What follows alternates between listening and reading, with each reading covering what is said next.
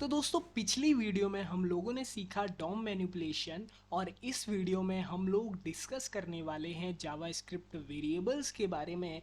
तो हम लोग शुरू करते हैं इस वीडियो को। तो जावास्क्रिप्ट में आप लोग सिंपली तीन तरीके से वेरिएबल्स को डिफाइन कर सकते हो। पहला तरीका होता है यूजिंग वेर, दूसरा तरीका होता है यूजिंग लेट और तीसरा जो तरीका होता है वो होता है यूजिंग कॉन्स्ट। तो ये तीनों चीज़ों में अंतर क्या है, तो सबसे पहले एक एग्जांपल सेटअप कर लेते हैं। इस पी की मैं आईडी दे देता हूँ ताकि हम लोग सिंपली एक्सेस कर पाएँ। इसको आईडी दे देते हैं डेमो और कर देते हैं इसको एम्प्टी। और यहाँ पर हम लोग इस चीज़ का आगे इस वीडियो में यूज़ करेंगे। तो समझते हैं इन तीनों को कि क्या है इन तीनों का यूज़। तो दोस्तों जावास्क्रिप्ट जब शुरुआत हुई थी तो एक ही तरीके से आप लोग वेरिएबल्स डिफाइन कर सकते थे और वो तरीका था वेर। अब आप लोग वेर से कुछ इस तरीके से वेरिएबल्स डिफाइन करते थे, where A is equals to 1। तो ये एक इंटीजर वेरिएबल हो गया। आपने लिखा var A B is equals to car, तो ये एक स्ट्रिंग वेरिएबल हो गया। आपने लिखा var C is equals to C, तो ये एक कैरेक्टर वेरिएबल हो गया। आपने लिखा var D is equals to A comma B, तो ये एक एरे हो गया। तो आप लोग इस तरीके से 2015 से पहले वेरिएबल्स डिफाइन कर पाते थे जावास्क्रिप्ट में। जब से वो शुरू हुई थी तब से लेके 2015 तक। लेकिन उसके बाद में दो तरीके और ऐड किए गए जिनमें थे लेट और कॉन्स्ट। तो लेट और कॉन्स्ट क्या है, तो दोस्तों वेरिएबल तो नॉर्मल वेरिएबल्स होते हैं var। अब लेट क्या करता है, लेट का जो यूज़ है वो आता है ब्लॉक्स के मीडियम में। यानी कि अगर मैं इस ब्लॉक में डिफाइन कर दूं let I is equals to 1, तो अगर मैं उसको ना इस ब्लॉक से बाहर एक्सेस करना चाहूँ, मैं यहाँ पे इस तरीके से आई लिखूँ, तो मुझे रेफरेंस की एरर दे देगा वो। मेरे को जो कंपाइलर है जावास्क्रिप्ट का वो एरर दे देगा कि आपने तो आई को कभी डिफाइन ही नहीं किया था। क्योंकि जावास्क्रिप्ट के हिसाब से जो लेट का स्कोप होता है वो सिर्फ उसके ब्लॉक्स तक ही होता है।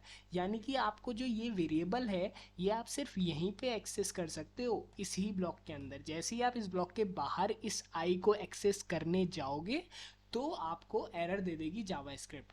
वेरिएबल्स को आप लोग एक बार आपने डिफाइन कर दिया तो आप लोग उस फंक्शन पर में कहीं पर भी यूज़ कर सकते हो। ऐसे ही आप लोग ग्लोबल वेरिएबल्स बना सकते हो जो कि आपने बाहर डिक्लेयर कर दिए और वो आप कहीं पर भी यूज़ कर सकते हो। एक और जो सबसे बड़ा डिफरेंस है वेर और लेट में वो ये है।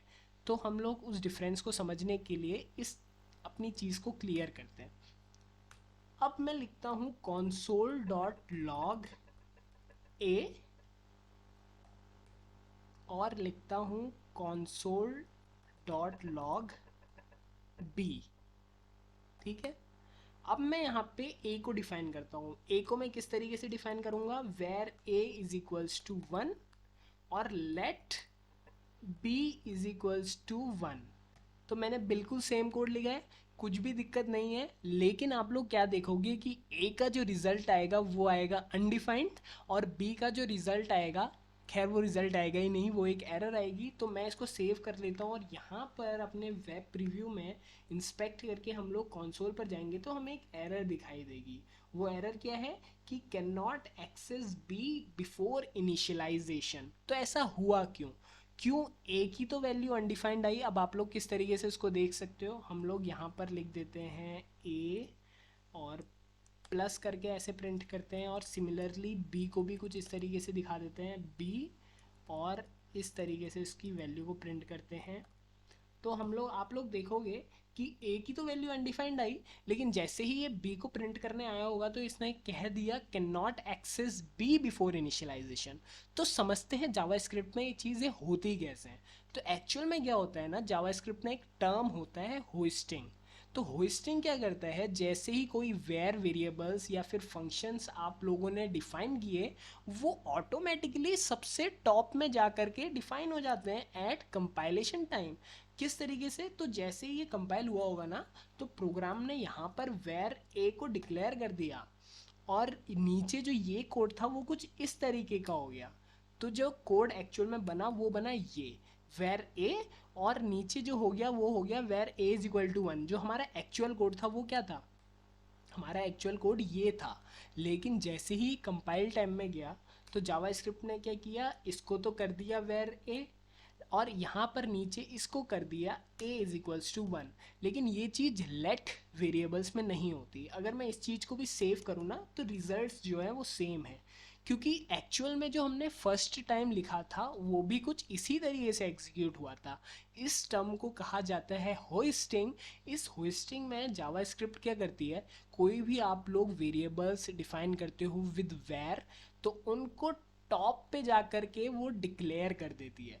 डिक्लेयर कर देती है का मतलब ये नहीं है कि आपकी वैल्यू असाइन हो गई, वो सिर्फ डिक्लेयर हुआ है कि वेर ए जैसा कोई वेरिएबल है।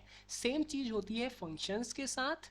जावास्क्रिप्ट में अगर आपने फंक्शन को कॉल कर दिया और नीचे आप लोगों ने उसको डिफाइन किया है, तो जावास्क्रिप्ट क्या करता है, वो कंपाइल टाइम में डेफिनेशन को ऊपर ले आता है, जो कि आप लोग इस तरीके से देख सकते हो। एक्चुअल में जो कोड था वो ये था, लेकिन जो बाद में जावास्क्रिप्ट ने किया वो ये कर दिया। इसे कहा जाता है होस्टिंग। उम्मीद है आप लोग वेर और लेट का डिफरेंस थोड़ा थोड़ा क्लियर आपको हो रहा होगा। अब जब इसको सिंपली हम लोग ऊपर कर देते हैं इधर पे और नीचे से इनको कर देते हैं गायब, तो ये बिल्कुल ही ठीक हो जाता है। यानी कि वेर और लेट अलग नहीं है, ये बस लेट एक तरीका है जिसको जावास्क्रिप्ट ने इंट्रोड्यूस किया इसी हॉइस्टिंग को रोकने के लिए। क्योंकि कई लोगों का, कई डेवलपर्स का ये क्वेश्चन था कि हॉइस्टिंग की वजह से काफ़ी टाइम्स बग्स आ जाते हैं, और वो ऐसे बग्स होते हैं जो कि समझने काफ़ी मुश्किल हो जाते हैं। तो मुझे उम्मीद है कि आप लोग एक नई चीज़ ज़रूर सीखे होंगे इस वीडियो से, जो कि हॉइस्टिंग थी। तो अब लोग हम इस वीडियो में आगे बढ़ते हैं वेरिएबल्स में। हमारी जो तीसरी चीज़ थी वेर और लेट के अलावा, वो थी कॉन्स्ट। तो कॉन्स्ट क्या होता है? कॉन्स्ट दोस्तों, अगर आप लोग चाहते हो आपके कुछ ऐसे वेरिएबल्स जिनकी value throughout the program common रहे, यानी कि आप लोग कुछ कॉन्स्टेंट्स बनाना चाहते हो, तो वो आप कॉन्स्ट वेरिएबल्स के साथ डिफाइन कर सकते हो। यानी कि अगर मैं आपको दिखाऊं तो आपने लिखा const a is equals to 1, मैंने यहाँ पर कर दिया console डॉट लॉग a, और यहाँ पर मैंने लिख दिया a इज इक्वल्स टू 2, और मैंने लिख दिया console डॉट लॉग a।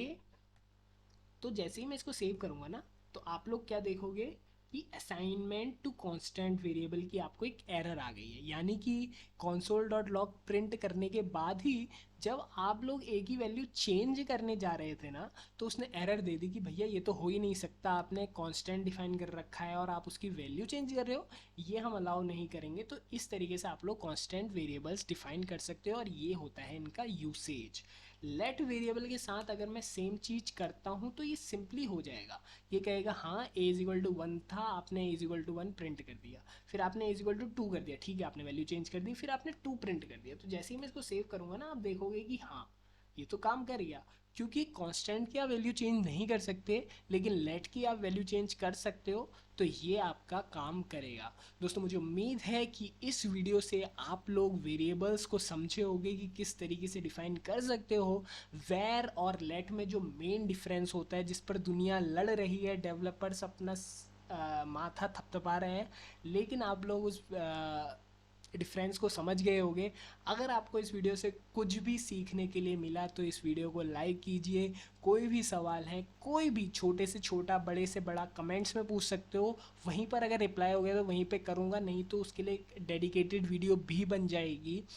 अगर आप लोग जुड़े रहना चाहते हो तो सब्सक्राइब कर दो इस चैनल को, क्योंकि ऐसे ही कोर्सेज आप सभी के लिए आते रहेंगे, वो भी फ्री में। धन्यवाद।